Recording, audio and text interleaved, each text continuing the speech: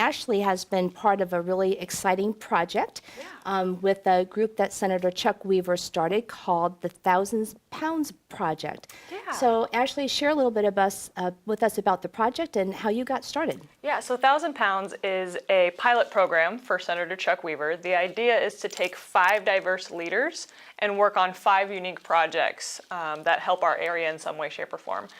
So my team came together and we are trying to light the 74 bridge in colored lights. That sounds very beautiful. Now, are you hoping to have that done for Christmas?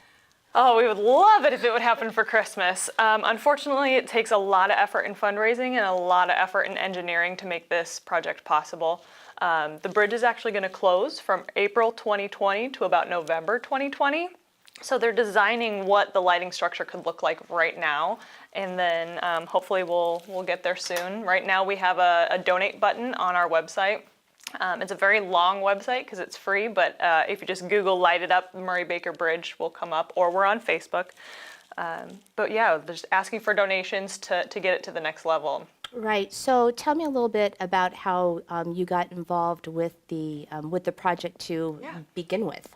So I was actually, before I was at Epic, I was the assistant director at a little organization called CEO Council.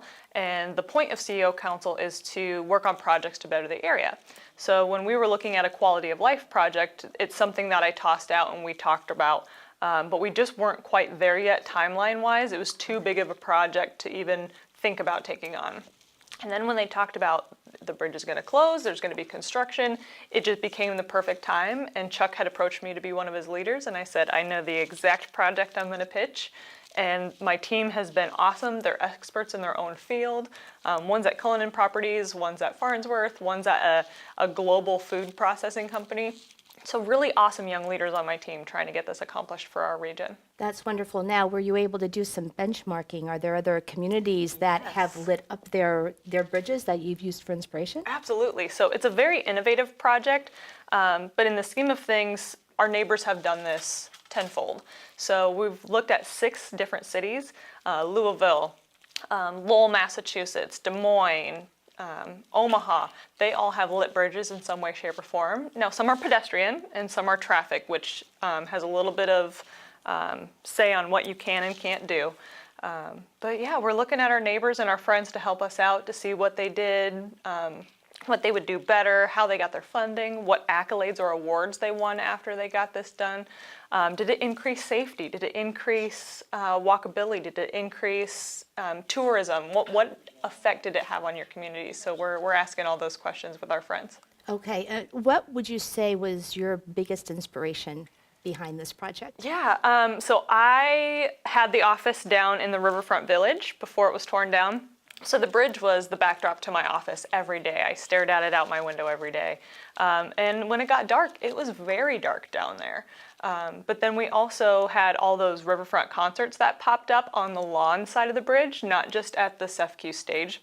And just imagine how amazing that backdrop would be. It would be the backdrop, the third wall to your stage, if it was lit.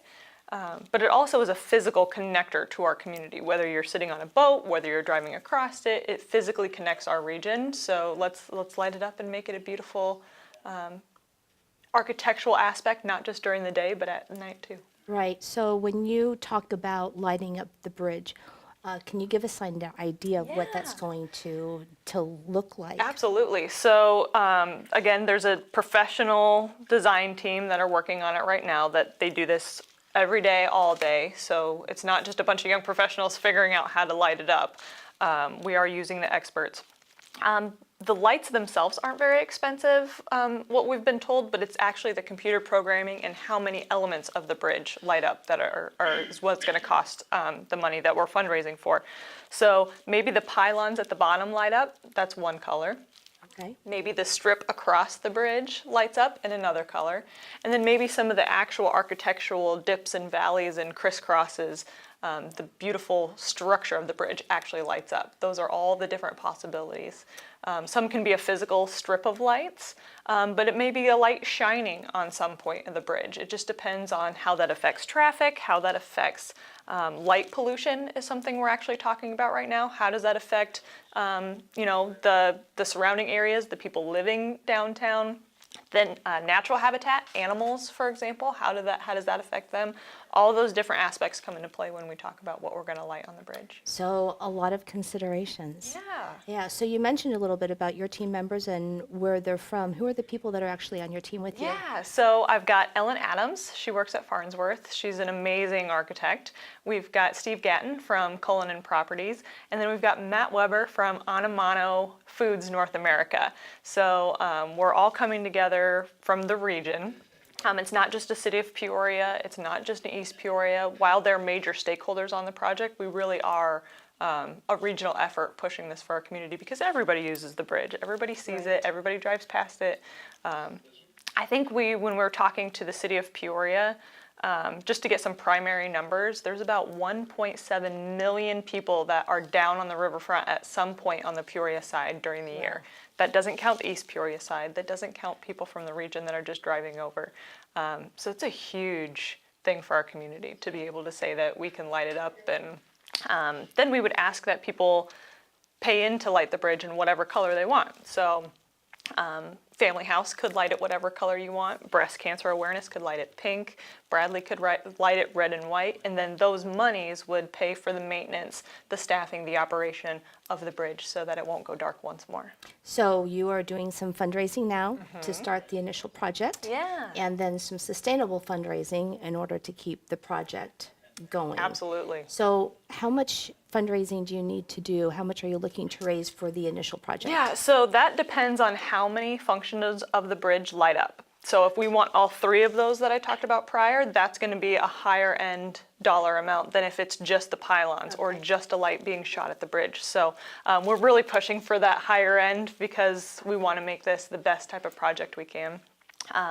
When this was lit back in 1991, they raised $150,000 for individual light bulbs. Okay. It's a little more expensive than that now. So we've been told anywhere between 500,000 and $1 million, but we won't know that until all the stakeholders come in with what they say and then what the actual design is going to be. But we're shooting for every penny counts. Wonderful. Sounds like a terrific project for something for everybody in our community to get behind. So tell us real quick, Ashley, where can we find you on Facebook? Yeah, on Facebook, it's Flip the Switch 74. And on the internet, you can just Google Light It Up 74. So help us flip the switch. Peoria Life has been very instrumental in our business growth. We've been able to do podcasts and different things that I've actually gotten calls back on all the way as far as Joliet, Illinois. So we're very happy with what we've done with them, and we really recommend them. It's a little nerve-wracking, but besides that, it's the way of the future. Everybody's doing videos. You know, it was very smooth, very, very smooth. I come into it a little bit nervous, thinking, man, how's this going to go? You know, and little butterflies in my stomach. But Tim just made it really easy. He coached me right along the way and asked questions, and it was just like a very, very comfortable conversation between two people. Really, is what it was. Tim is very easy to work with, and he really does make you more comfortable so you can do what you need to do to make your business grow. I don't know. I think it was less than a week. I get a phone call that they saw it online, and they were way up north, and I just couldn't believe how much reach that they had. And then I got another phone call, even a little closer, and they weren't recommended. They were just online looking around, and they found it, and they responded. It works really well. All from watching the video.